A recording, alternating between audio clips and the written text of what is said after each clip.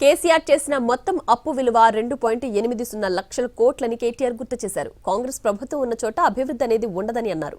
కేసీఆర్ హయాంలో డంపింగ్ యార్డులు, పల్లె ప్రకృతి వనాలు, క్రీడా మైదానాలు ఏర్పాటు చేశారని తెలిపారు. దీనివల్ల 21 జాతీయ పంచాయతీ అవార్డులను తెలంగాణ సాధించిందని చెప్పారు. అప్పు ఎంత అయింది, ఎందుకైంది? మరి ఇవాళ రేవంత్ రెడ్డి గారు వచ్చినాక 2 ఏళ్లలో 2.5 లక్షల కోట్ల అప్పు అయింది. ఏం చేసినావు మరి 2.5 లక్షల కోట్ల అప్పు చేసి? ఒక ఇటుక పెట్టినవా? ఒక కొత్త రోడ్ వేసినవా? ఒక కొత్త మోరీ కట్టినవా? ఏం చేసినావు నువ్వు 2.5 లక్షల కోట్ల అప్పు?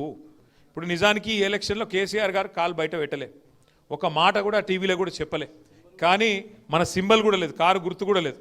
కానీ మనోళ్ళు ఎక్కడికక్కడ వీరోచితంగా అద్భుతంగా కొట్లాడి ఇవాళ మొత్తం రాష్ట్రంలో అద్భుతమైన రిజల్ట్ తీసుకొని వచ్చినారు. దానివల్ల ఇవాళ ప్రభుత్వమే ఇంకా పారిపోయే పరిస్థితున్నది. జిల్లా పరిషత్, మండల పరిషత్ ఎలక్షన్లు పెట్టకుండా గుర్తు లేకుండానే గిట్లున్నది. ఇక గుర్తొచ్చి మళ్ళీ కేసీఆర్ గుర్తుకొస్తే ఎట్లుంటుందో అని చెప్పి తప్పించుకొని పారిపోయే పరిస్థితి.